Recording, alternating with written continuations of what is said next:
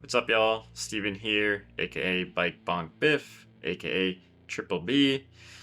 You know, that last race that we had, SISU Stage 3, did not go well, but this is the perfect opportunity to do a ride review and see where we went wrong, what we can do to prevent these types of races in the future.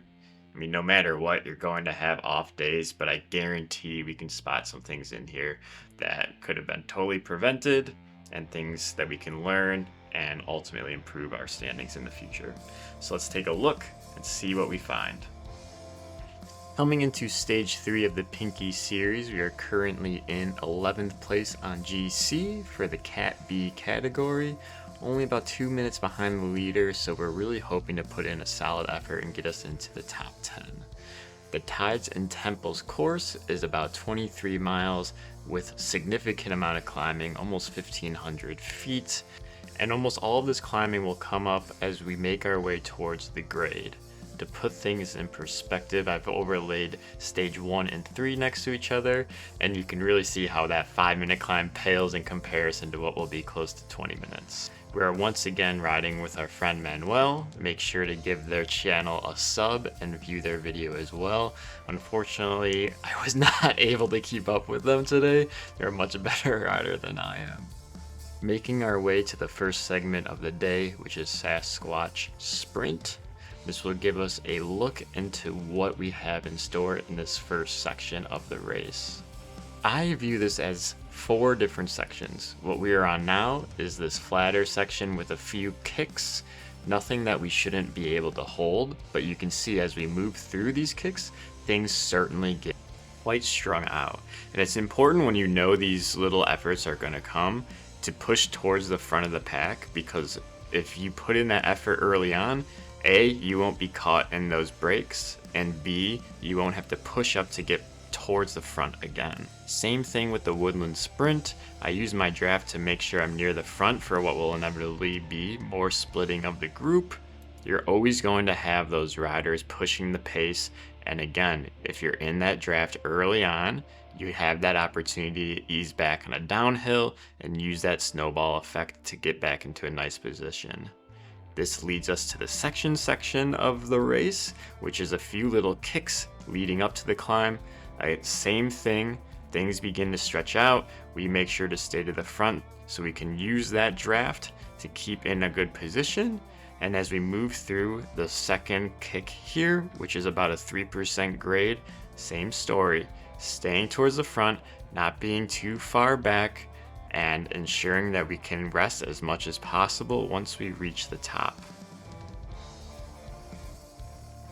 Even though my power numbers dip into the red here, I do think we timed this very well, not outputting too much power. Kind of have to give a little bit of a dig on these efforts, but as we approach this third section of the course, everybody knows that this is truly where the race begins. As everybody pops their feather, we approach the epic KOM segment.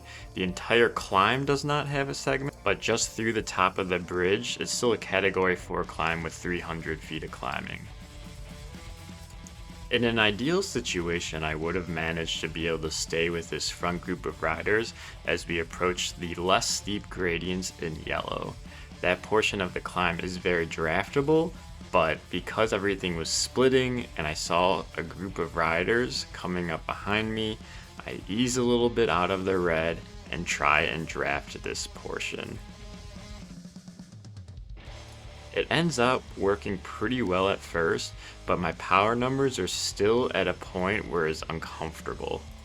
Oddly enough, my segment effort here is only 86%. I felt like I was giving a significant effort, thus signaling my form was not where it normally is. But luckily we got some love from the community to help motivate me to stay with this group even though it was excruciatingly uncomfortable.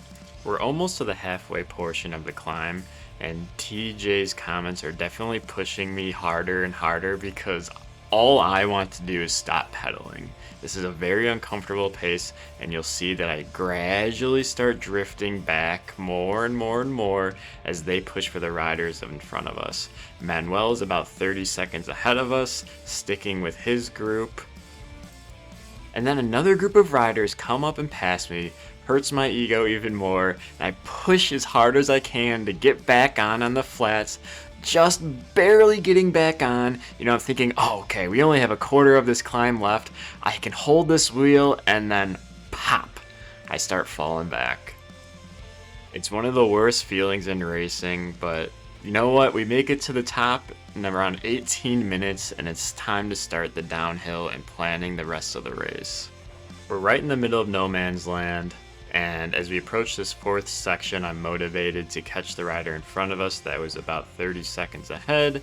The other group behind us was about 30 seconds away as well, so I'm hoping that I can use this feather to push up through this portion, get back into a super tunk as we move through these Itza ruins.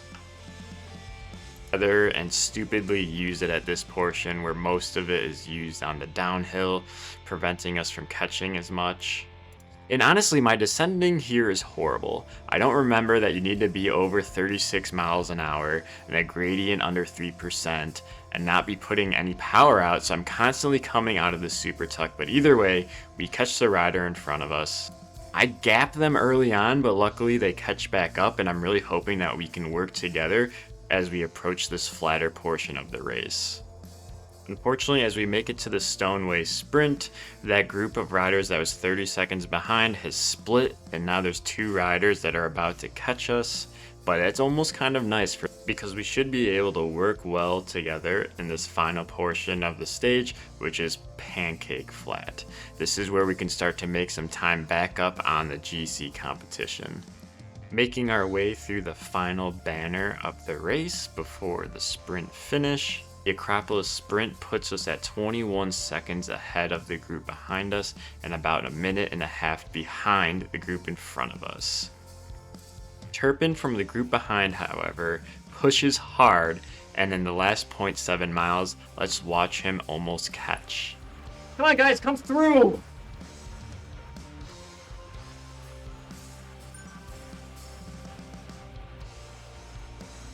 He's gonna catch. Look at these guys.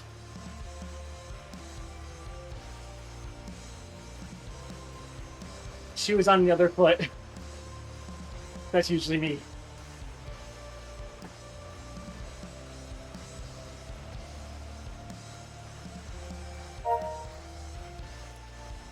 It's at this point that Turpin finally pops after an extremely strong effort of almost solo catching us. I continue essentially leading out the group. You know, I'm not going to be winning any sprint here, but I wanted to make sure that Turpin didn't catch us, even though they certainly deserve We just to. gave the ultimate lead out. Because this is a GC competition, any push at the end to get the group going would end up benefiting us in the future.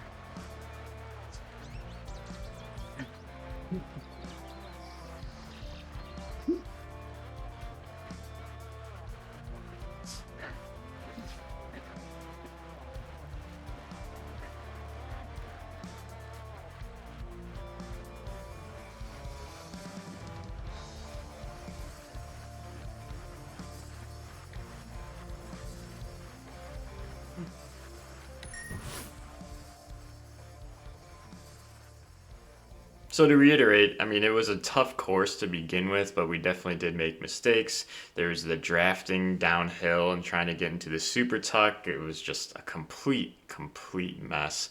Towards the end, we weren't working well in a group. We were trying to continue to push with everyone and prevent these catches from occurring, but you know, we were so tired, and I really do think that I was overheating in the ride. I felt like my face was just on fire the entire time, and that fan just blowing in my chest did not do proper cooling. So that's another thing that we can definitely work on. If there's anything else that you spotted, definitely let me know in the comments. If you enjoy this sort of thing, consider liking the video and subscribing to the channel. We're going to continue having 3 races a week for the next, well, at least until the Giro is done. So there's going to be plenty of content. Let's keep everything going. I'll see you soon. Cheers.